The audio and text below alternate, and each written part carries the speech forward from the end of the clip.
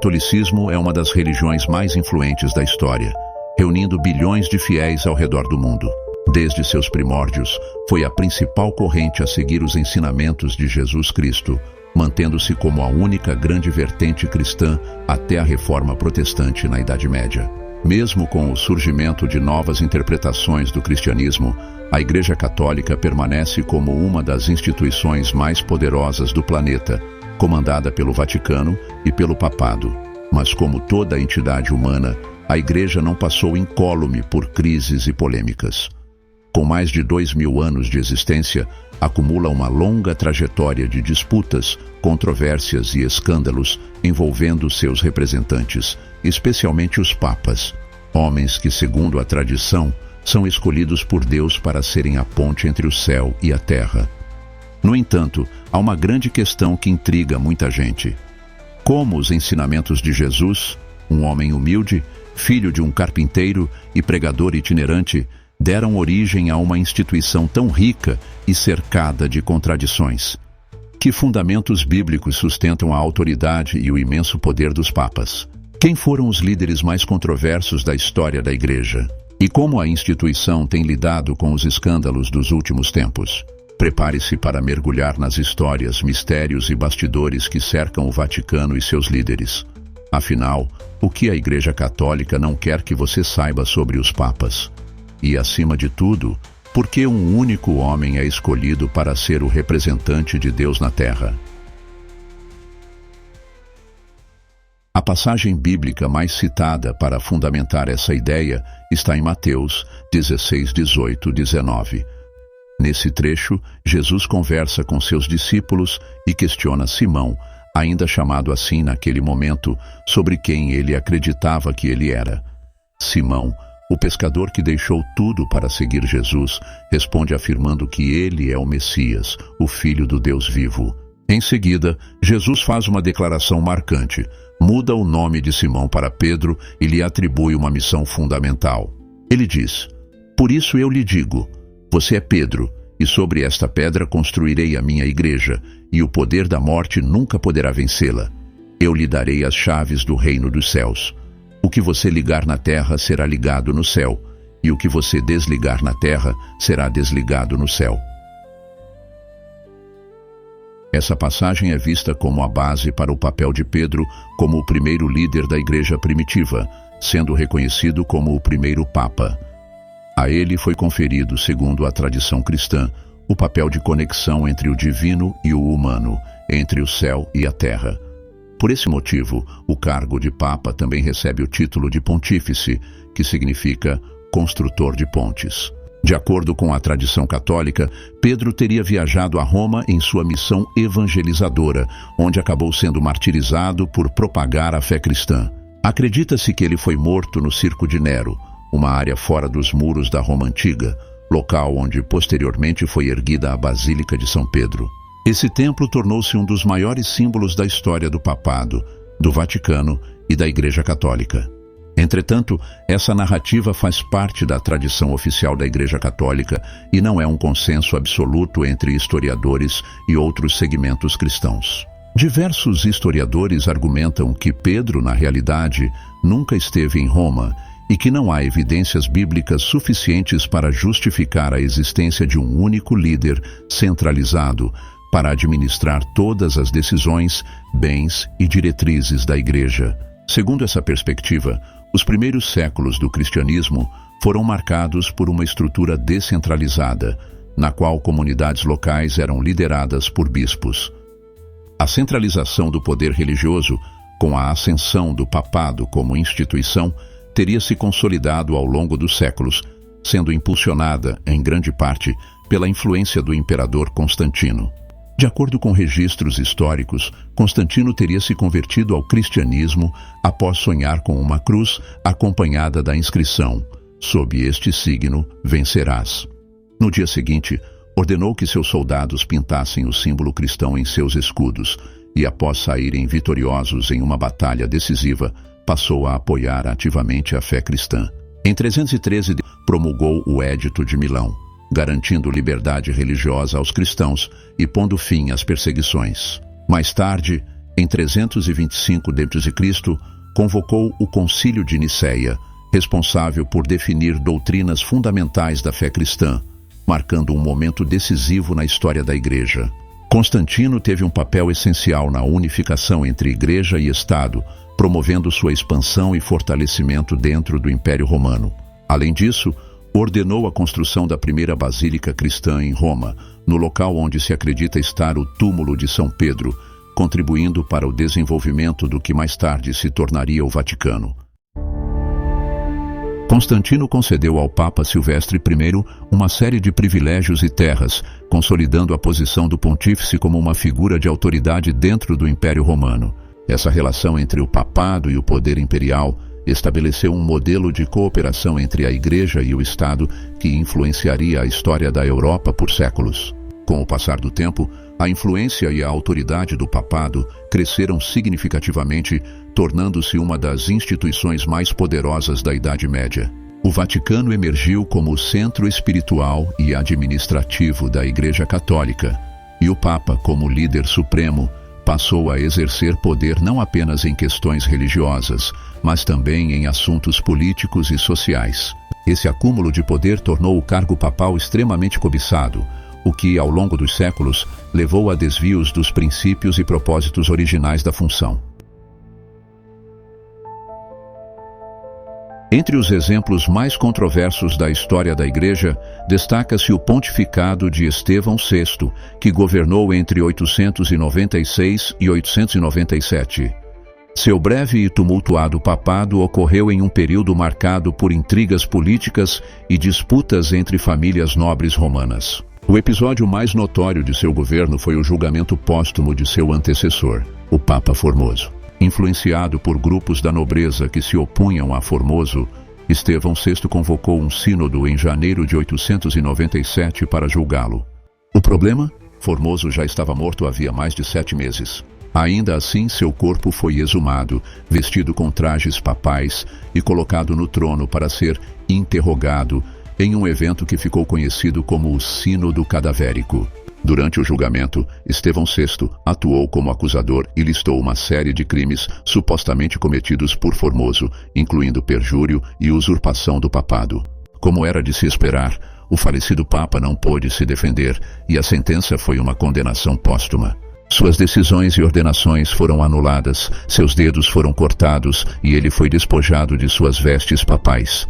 Como punição final, seu corpo foi excomungado e lançado no rio Tibre, um destino comum para criminosos da época. No entanto, essa atitude extrema gerou forte repúdio dentro e fora da Igreja. Ficou evidente que Estevão VI agia por interesses políticos e não religiosos. Seu papado foi interrompido abruptamente. Ele foi deposto, aprisionado e, poucos meses depois, assassinado em sua cela. Esse episódio se tornou um dos momentos mais bizarros e sombrios da história do papado, evidenciando como a disputa por poder dentro da Igreja podia levar a ações extremas e desvirtuadas de sua missão original. O Papa João XII é lembrado como um dos pontífices mais controversos da história da Igreja. Assumiu o papado em 955, aos 18 anos, tornando-se um dos mais jovens a ocupar o cargo. No entanto, sua juventude, que poderia representar renovação, acabou resultando em uma sucessão de atitudes impulsivas e escandalosas. Conhecido por sua conduta moralmente questionável, João XII rapidamente ganhou fama por sua vida devassa. Relatos indicam que ele promovia festas e orgias dentro do Palácio Apostólico, além de nomear amantes como cardeais. Algumas fontes ainda apontam que ele teria cometido incesto e ordenado assassinatos contra seus opositores políticos. Sua postura chocante gerou indignação entre líderes eclesiásticos e fiéis, sendo visto como uma afronta aos princípios cristãos e à dignidade do papado. Chegou a ser acusado de ser o próprio anticristo devido ao seu comportamento libertino. Além dos escândalos morais, seu pontificado foi marcado por instabilidade política e militar, uma vez que se envolveu em alianças arriscadas e disputas violentas, enfraquecendo a autoridade da Igreja. João XII faleceu prematuramente aos 27 anos, possivelmente em decorrência de seu estilo de vida desregrado. Seu papado deixou um legado de controvérsias e críticas, servindo como um exemplo dos desafios enfrentados pela Igreja quando líderes inadequados assumem posições de poder. Após sua morte, a Igreja empenhou-se em restaurar sua reputação e reafirmar sua autoridade moral, mas os impactos de seu governo continuaram a reverberar por anos. Após o pontificado de Bonifácio VI, o governo da Igreja passou por um período conturbado, especialmente entre 1294 e 1303, durante a liderança do Papa Bonifácio VIII.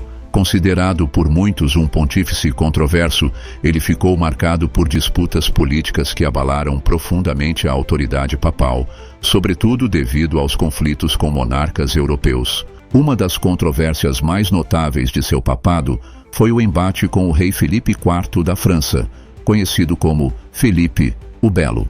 A tensão surgiu principalmente devido às tentativas de Bonifácio VIII de afirmar a supremacia do papado sobre os governantes seculares, interferindo em questões como a tributação e a nomeação de cargos eclesiásticos.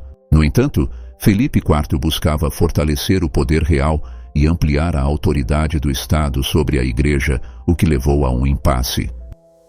O conflito atingiu um ponto crítico em 1302, quando Bonifácio VIII convocou o Concílio de Roma e publicou a bula Unam Sanctam, na qual reafirmava que toda a humanidade estava submetida à autoridade papal, tanto em assuntos espirituais quanto temporais. Esse posicionamento acirrou ainda mais as tensões, culminando na prisão do Papa em Anagni, em 1303, por emissários do rei francês. Embora tenha sido libertado pouco depois por uma revolta popular, o episódio fragilizou sua autoridade e afetou sua saúde, levando-o à morte em circunstâncias até hoje controversas. Além do embate com Felipe IV, o papado de Bonifácio VIII foi marcado por acusações de nepotismo, simonia e conflitos com outros líderes europeus, além de desentendimentos dentro do próprio clero.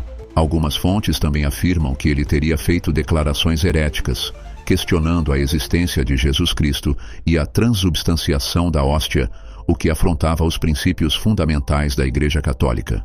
Os acontecimentos desse período revelam como a busca pelo poder pode desvirtuar princípios e comprometer até mesmo instituições que deveriam representar a mais profunda conexão entre Deus e a humanidade. Até agora, abordamos polêmicas que aconteceram há séculos. Mas e os acontecimentos mais recentes? Após diversos escândalos e as mudanças trazidas pela Reforma Protestante, o papado passou a ter um caráter mais administrativo e discreto. Embora ainda detivesse grande poder, os papas adotaram posturas mais sóbrias, distantes do que foi visto em períodos anteriores. Como consequência, tornaram-se figuras mais reservadas, autoridades a serem respeitadas, mas sobre as quais pouco se sabia. Essa dinâmica começou a mudar com João Paulo II, muitas vezes chamado de Papa Pop. Ele assumiu o pontificado em 1978 e permaneceu no cargo até sua morte em 2005. Sua atuação foi crucial na expansão do cristianismo, aproveitando o avanço dos meios de comunicação para difundir sua imagem e os princípios da fé. Viajou por diversos países, teve papel decisivo em tratados de paz e dedicou-se à unificação da Igreja, buscando resolver conflitos internos que se arrastavam há séculos. Com o terceiro papado mais longo da história, João Paulo II foi santificado em tempo recorde. Apenas 26 dias após sua morte, iniciou-se seu processo de canonização, que normalmente só ocorre 5 anos após o falecimento do candidato. Ele foi beatificado em 2011 e canonizado em 2014. Diferente de outros pontífices, João Paulo II não se envolveu em muitas controvérsias. Uma das poucas questões debatidas foi sua troca de correspondências com a filósofa polaco-americana Anna Teresa Tymieniecka. Foram encontradas mais de 350 cartas, o que levou alguns a especular sobre uma possível relação amorosa entre os dois. No entanto, não há provas que sustentem essa tese. João Paulo II era conhecido por seu diálogo aberto com pessoas de diferentes crenças e origens, e a relação com Ana Teresa parece ter sido apenas mais uma de suas muitas interações diplomáticas e intelectuais. O Papa Bento XVI, sucessor de João Paulo II, gerou algumas dúvidas quanto à sua integridade moral. Sua eleição foi provavelmente influenciada por suas inclinações conservadoras, bem como por sua reputação como um teólogo brilhante e estudioso. No entanto, ele não parecia possuir grandes habilidades políticas, algo que se tornou essencial para os papas ao longo dos anos. Durante seu pontificado, a Igreja enfrentou uma série de escândalos, incluindo casos de corrupção, denúncias de abusos sexuais e suspeitas de investimentos em empresas envolvidas na produção de métodos contraceptivos e lavagem de dinheiro. Esses desafios, aliados ao desgaste físico e emocional, levaram Bento XVI a perder gradativamente suas forças, culminando em sua renúncia por motivos de saúde em 2013. Seu sucessor, o Papa Francisco, assumiu o pontificado com a difícil missão de unir os cristãos e lidar com os desafios impostos pela modernidade, além de enfrentar a complexa história da Igreja Católica. Desde o início, demonstrou compromisso com essa missão, sendo conhecido por suas posturas progressistas e pela recusa em usufruir dos privilégios papais. Pequenos gestos, como optar por calçados simples e residir em um convento em vez do Palácio Apostólico, refletem sua conduta humilde e coerente com os valores de São Francisco de Assis, santo que inspirou seu nome. Independentemente da fé de cada um, é inegável que as religiões são conduzidas por seres humanos, o que as torna suscetíveis a erros. Cabe a nós aprender com o passado para evitar que os mesmos equívocos se repitam e garantir que esses desvios não nos afastem do propósito maior, a busca por Deus. Por fim, é impressionante perceber que, mesmo diante de tantas falhas humanas ao longo da história, a Igreja Católica continua firme, atravessando séculos e superando crises. Isso demonstra sua verdadeira natureza divina. Apesar das fraquezas de seus líderes e seguidores, sua missão sagrada permanece inabalável. A Igreja não se sustenta pela força dos homens, mas pela graça de Deus, provando que, apesar das tempestades, sua luz jamais se apaga. E se você gostou desse vídeo, já deixa o like e se inscreve no canal para mais conteúdos como esse. Ah, e tem mais um vídeo aparecendo na tela agora mesmo que eu tenho certeza que você vai gostar. Clica lá e continua com a gente. Até a próxima.